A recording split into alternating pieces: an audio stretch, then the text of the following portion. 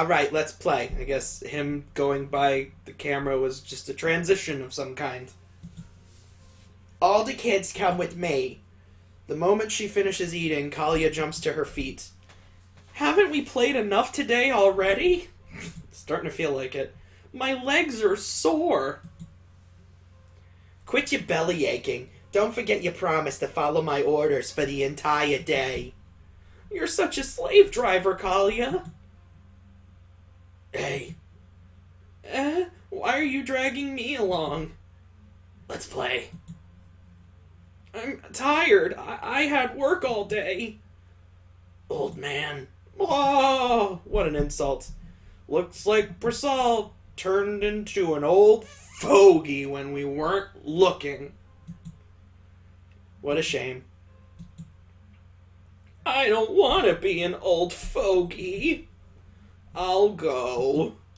A miserable person. Wah, he's so easy. So easy. Easy. Let's play. Let's play. I'll catch up once I finish this bowl. Make it quick, Ade. The kids romp off, leaving Adelise and us adults behind. A lively Kalia is the way it should be. She's come a long way. Yeah, she's a strong girl. Oh, was Autun flying by the little screen with him in all black? Is that indicating that we've transitioned to his perspective? Oh boy. How have things been going with Triss? He's still avoiding you? I cast my eyes to the ground.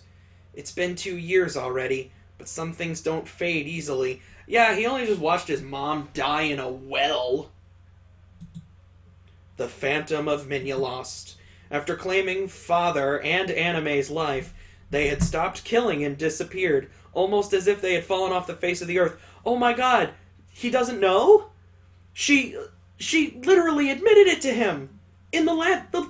Oh my god. Just thinking about the fact that they had never been caught made my blood boil. Holy shit, he really doesn't know. Even though his wife told him, hey, the Phantom is me. And I need to leave because I look at you and I want to rip out your insides. I think Triss blames me. I think he blames me for not being able to protect his mother from that monster. That's no good. That's no good, Mr. Larit. Huh? Triss doesn't have a voice of his own, so it's easy to make the mistake of projecting your own voice onto him. Shouldn't you leave? If you two wish to reconcile, you mustn't do that. Oh, I forgot. She's not a child. She's an adult in a child body. I don't think he blames you for his mother's death. He's not unreasonable like that. Yeah, is it any less reasonable than being like, my mom is a rage monster who's tortured and murdered her entire life? Then eventually she saw me, wanted me dead, tackled me to the bottom of a well, but got in the way so I didn't die, but she did. But before that, she told me a story about how a friend of hers got murdered and tortured by the entire town, and that's what set her on her rage spree in the first place? Yeah, no, you got a good point. Wouldn't want to be unreasonable. I feel my eyes widen at Adelise's words. Yes, you're right, small child. Aha! Now I feel like a fool for being consoled by a 9-year-old. I reach out to pat Adelise on the head, but without a hint of hesitation, she brushes my hand away. Whoosh, get that shit out of here. Let me make myself clear, since you seem to be misunderstanding something. Oh, damn.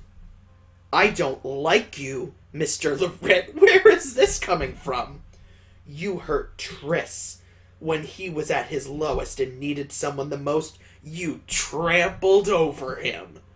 I don't care how much you may have been hurting yourself. What you did was despicable. I don't recall this. Adelise's words drive a wedge into my heart. What is she talking about? That's... Triss has every right to hate you. The only reason I said what I did was for Triss's sake, Not yours. A cold and steely gaze unbefitting of a girl her age pins my voice to the back of my throat. Anyways, I've meddled enough already. Yeah, what about her father coming in and being like, that's no way you talk to anyone? Little shit. Bye. Having said her piece, Adelise leaves to join Kalia and the others. Ouch. She's right, you know. What you did to Triss was abuse. I know. What? As the only one to survive encountering the Phantom, Triss's account had been the sole lead towards identifying the elusive serial killer. That's why when the investigation hit a dead end, I tried to coerce him into cooperating. Oh, no. How? He can't talk. Oh, my God. Even though watching his mother die before him in that dark well must have been traumatizing beyond belief, I tried to force him into reliving it all and hurt him when he couldn't. I'm an awful father. It's no surprise you two are estranged. Anime's death broke you. For a long time, catching the Phantom and exacting revenge was all you cared about. Like, he gotta shut his damn mouth. He killed his wife. You were obsessed. Don't forget the part where he was a real insufferable asshole the entire time, too. Sorry about that. I really do regret it.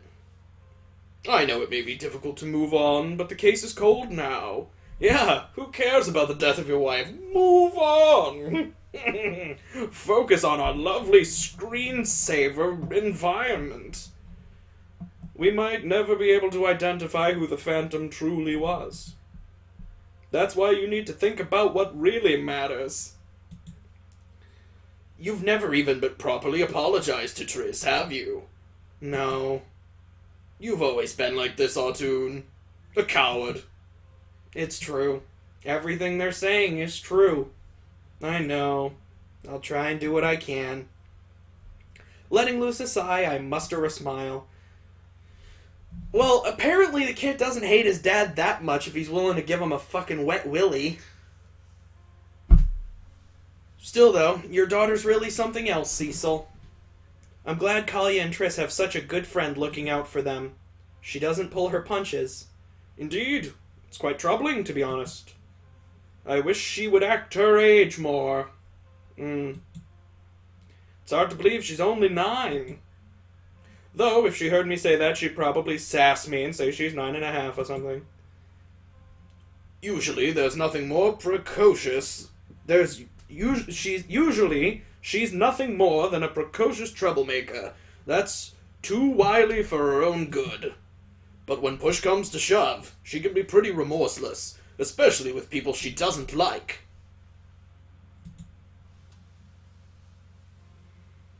Oof. How does it feel knowing such a young girl absolutely hates your guts, Autoon?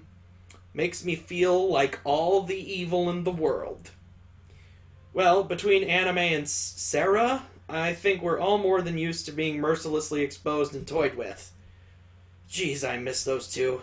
Game night's just not the same without the whole crew. Well, crap, didn't mean to kill the mood. Guess it'd be best if we changed the topic. Wait, there's something I want to talk about that I never got the chance to bring up before. Regarding Anime, that is. Huh? It's just, don't you think in the time leading up to her death, she was acting strange? What? What are you talking about, Belly? It felt like she was pushing us away, trying to keep us at a distance. She did have this one time she seemed a little out of it, but other than that, she was her usual self. Oh, are you talking about the time when she basically told you that she was the Phantom of Minialost? I just want to, make sure that that's what you're talking about. And I'm telling you that was an act. What are you trying to say, Belly? That was an act. It's literally what I just said. Couldn't you just be overthinking things? No, I think Belly may be onto something. I never had anything more than this sort of vague feeling, but now that it's been put into words, I see where Belly's coming from. I'm sure of it. Anime wasn't acting like herself at the time. She seemed sick. Sick? Sick with what? Mental illness. Oh, good. Oh, good. Oh, good. This will only go well. So here's something to anybody who is watching this now, or maybe watching this in the future. This game has no tact, so I guarantee you, whatever comes after this is gonna be complete bullshit. Okay, hold up. What basis do you have to be saying that, Belly? I don't have anything concrete, but that one time she seemed a little out of it, you were saying before? She was acting suicidal, wasn't she? Belly's quiet words knocked the breath out of my lungs. My expression must have given the answer away because Belly grimaces. Damn it. Even suicidal ideation? So many signs and symptoms, yet we didn't do a damn thing. No, she wasn't like that. She told me everything was okay after that, and she went back to her normal self. I can't believe you. You didn't understand a single thing about her. I didn't either, but you never even tried to understand her, did you? So this is just basically the shit on Autoon Hour. Holy moly. You really are a coward. That's right. A truth I had tucked away deep in my heart resurfaces with crystal clarity at Belly's words. Losing father made me realize how fragile our ordinary peaceful life was.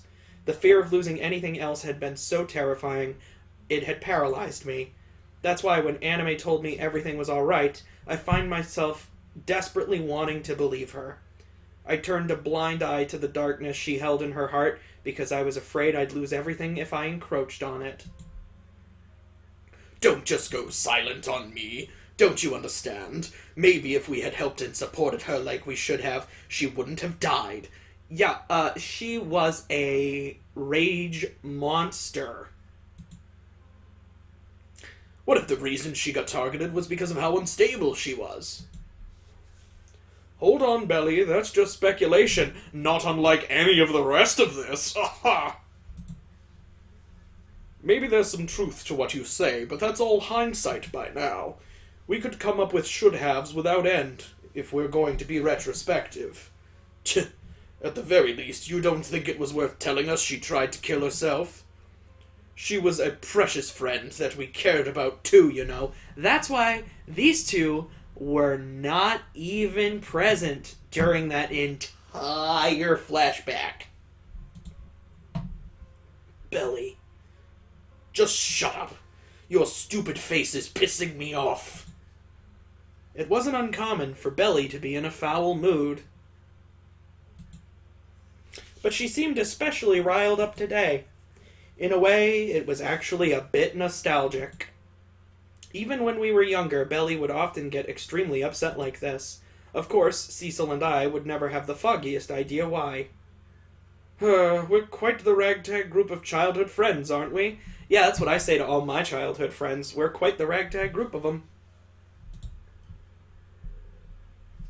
I was just thinking about the time we first met. Oh boy, are we gonna go back in time? Another motherfucking flashback? The two of us were playing in the fields that day when we happened upon a girl that was lost. I was not lost, mind you. I was merely looking for a change of scenery. At first we had no idea you were the daughter of the Pharaoh house. We just treated you like a normal girl and ended up really hitting it off. It couldn't be helped. You two practically begged me to come back to that little field so you'd listen to more storytelling. I don't know, the way I remember it, you pretty much forced us to swear fealty to you. Though it was the first time we had so much fun playing imagination. Belly was the one that got us into role-playing games after all. Remember when she declared herself the leader of our little troop and proclaimed she would establish a new kingdom with us as our loyal subjects? And then she rolled a 1. And none of that happened. Even back then, she was such a slave driver. Little did we know our sensitive baby Cecil would later go on to be the actual ruler.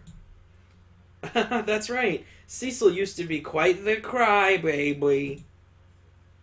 You guys keep saying that, but I don't really remember anything like that. Smells like conspiracy. Oh, good. Now that's just called selective memory, buddy. It is true you changed a lot when the Valoran Master took you under her tutelage. I suppose. Cecil averts his eyes. He didn't like talking about his master, after all. Still, though, hard to imagine Evaget's garden used to be all wasteland. Before the fire of collapse burned it to ash, it had been ordinary grassland. Yet, in less than a decade span, it had somehow blossomed into this hauntingly beautiful landscape. There's many mysteries about the fire of collapse that we've yet to unravel.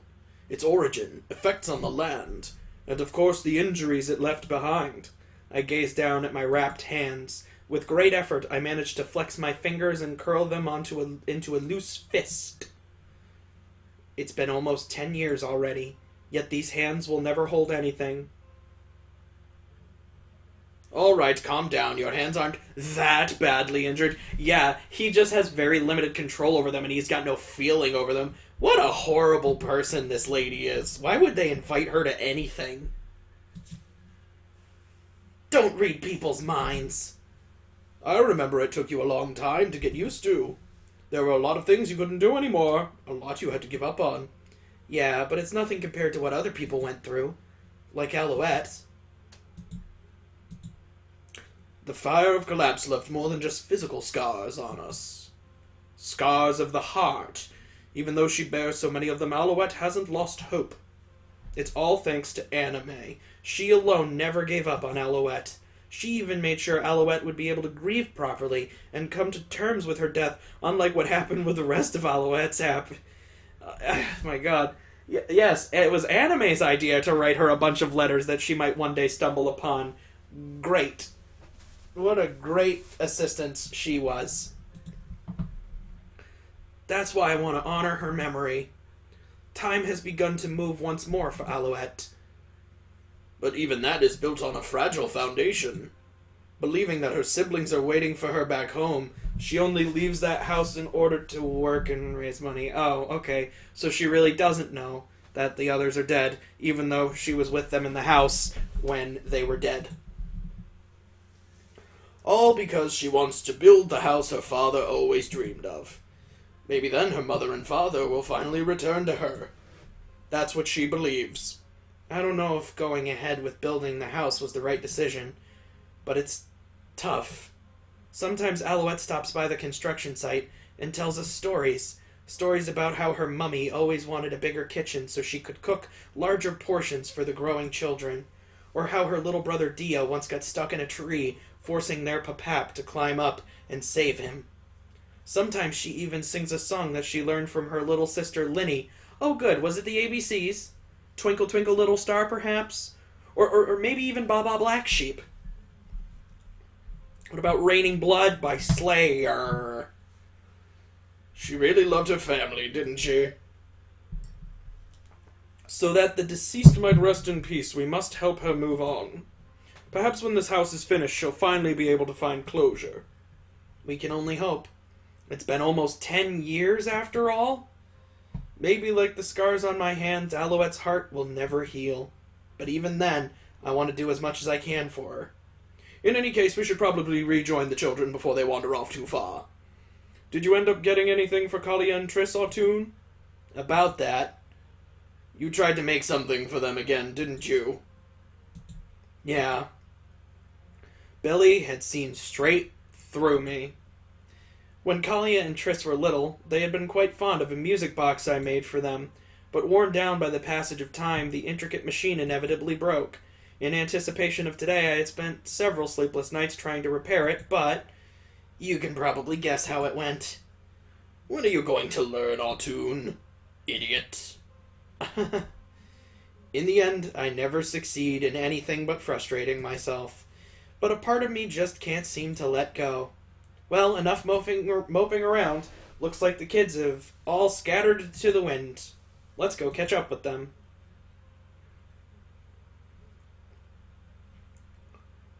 Oh, are we in Kalia's perspective now? Okay.